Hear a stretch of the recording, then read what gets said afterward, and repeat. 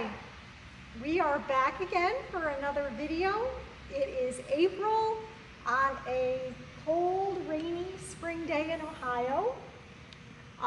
We wanted to thank everyone for all their comments on our videos. We thought today we would do a follow-up on our storage system since we had so many people interested in it. Let's start off talking about things you like about these drawers.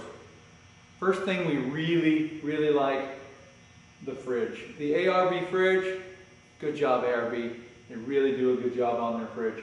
They are expensive, but man, they work good. Having a place to keep your stuff cold all the time, 24 hours a day, 7 days a week, and never having to buy ice or deal with flooded bottoms of the coolers.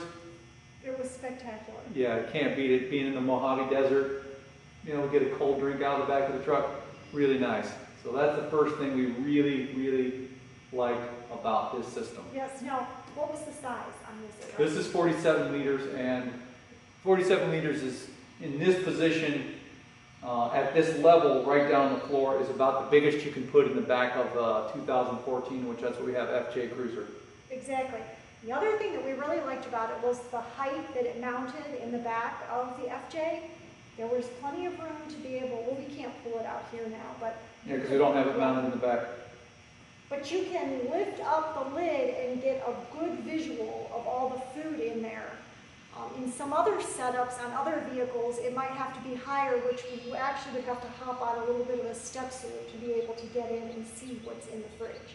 But it worked perfect in the back of the FJ. Another thing we had in this drawer system were the tables, and we really like the tables because they're just, we had them laying around, they're lightweight aluminum tables, and they fit in the back of the FJ flat. So I made this slot in the bottom underneath the drawers, and the table's pretty straightforward. And how it works is the table has a lower shelf on it, and that's what that looks like. The two legs pop out like this, they fold out, you set the table up,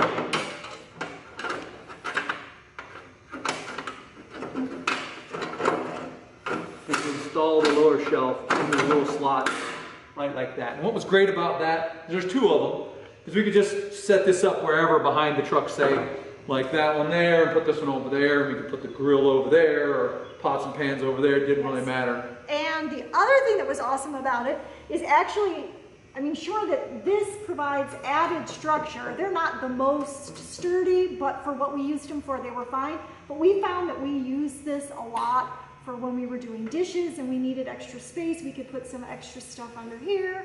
It was just very convenient. And they pack up just as fast. You just put the table down, fold the legs in, this, put the shelf in. It has a little tab here that holds the lower shelf in right there. And just flip it up, slide it in, and that was that. Really nice to have those. The tables, we actually put a link on our other video about the storage system, and they still sell these through some military surplus. And from what I remember, it really wasn't that expensive. Yeah, we'll try to find that link again and hook it to this video too. Exactly. One of my favorite little items is this tiny thin drawer that we created because we had this empty space next to the tables. My husband fabricated this out of steel, but it was very convenient for storing all of our poles and our carabiners and some of our robes and things. But it fits in here perfectly, and then we made this little latch with Velcro, and it folds down and holds it secure. Let's talk about what the actual system's all about, and it's the drawers. The drawers, you could pretty much design however you want. We chose to go with two drawers, a big fat deep drawer and kind of a skinnier drawer. The fat drawer we decided to make like this because we would put our food, you know, like dry foods and things like that down in here. You know, whatever you want to put in, it doesn't really matter. But it was nice and deep, and it held bigger, deeper bottles and things like that. The top drawer we thought would work out better for pots and pans, and it actually does. Plates, pots, pans, silverware, things that are thinner, and you could spread out more in here, and actually that worked out perfect. We really liked the 2-drawer system. I guess you could go with a big fat single drawer, but then things would kind of intermingle in there, and you wouldn't have as, I guess, good of organization when you're traveling down the road, because as you're driving, things kind of shake back here a little bit, and the silverware starts to mix together and things like that, so it's nice having them separate. I've had a couple of comments about where I got the latches from. I made the latches, and the easiest way to show you the latches, or to explain the latches, I guess, is just show you how they are. All it is just a simple pin that goes through 2 drilled out pieces of round stock that are welded to plates. One plate at the bottom, one plate at the top. The pin goes up and down with a spring, and there's just a little lifter here that's just a piece of flat metal that when you reach your finger in the front, you just push up on it. This goes through the bottom of the drawer, and it sticks out the bottom and hits a catch plate that's installed in the bottom of the drawer. So you can see the catch plate right here. So all this does is when you shove the drawer closed, the latch goes up over the catch plate and drops in a hole that's drilled in that catch plate at the bottom. The top drawer is the same way, but its catch plate is in the top here. So you push this one down to open it up, and you can see how it works. All it is a pin with just a ground bevel on it and a round, that fits in a round hole up there. It's not too complicated, pretty easy to make for anybody that has a welder, and it secures the drawer pretty tight.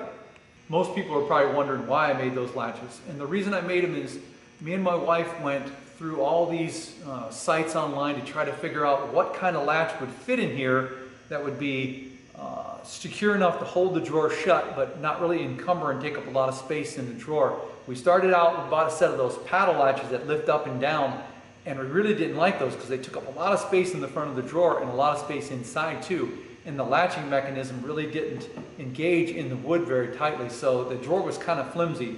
So that's how we decided to go with this. She didn't like them, and neither did I, and this came as a nice simple option. We decided to use some of these big plastic tubs to put on top to store all of our clothing. They're very convenient for when it's time to do laundry. We took these right into the laundromat with us. And my husband came up with these little mounts so that all you had to do was stick the tub in, and it was secure enough. We found that we didn't even have to strap it down, that when we were driving, this was plenty secure enough, and it never caused us any problems. We still had space in here because of the size where we could store some other material. Sometimes we would store our chairs here, or pillows, or potato chips. Or potato chips, or whatnot. Here. I've had a couple comments on the fridge slider, and you can buy a fridge slider for the ARB, specifically made aftermarket for them. They're really, really nice and probably work better than this slider, but they're a lot more expensive. I went the route of making one. I just took a piece of metal, made a tray that fits the bottom of the ARB fridge. The ARB fridge bolts down through its feet, through these 4 holes. You just bolt them up from the bottom and just use socket cap screws from the bottom of that.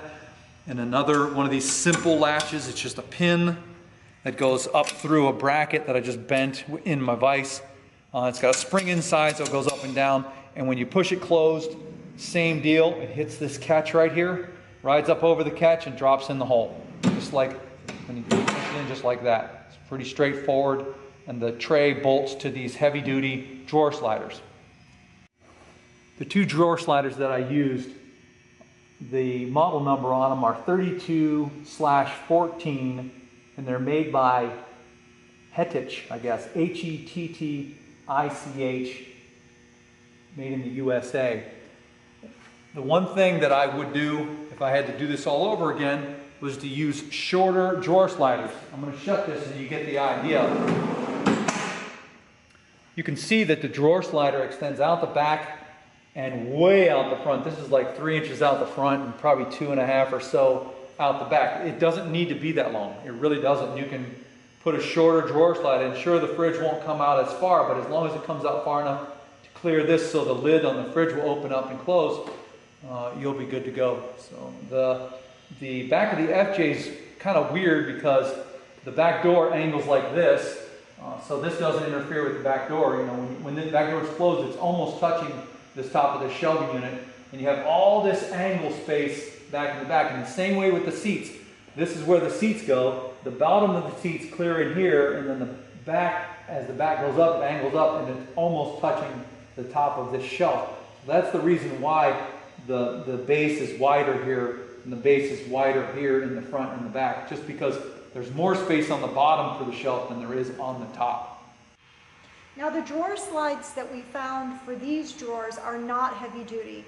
They're just the regular ones that are actually used in homes, the fully extendable drawer slides. I believe we found these right off the shelf at like Home Depot.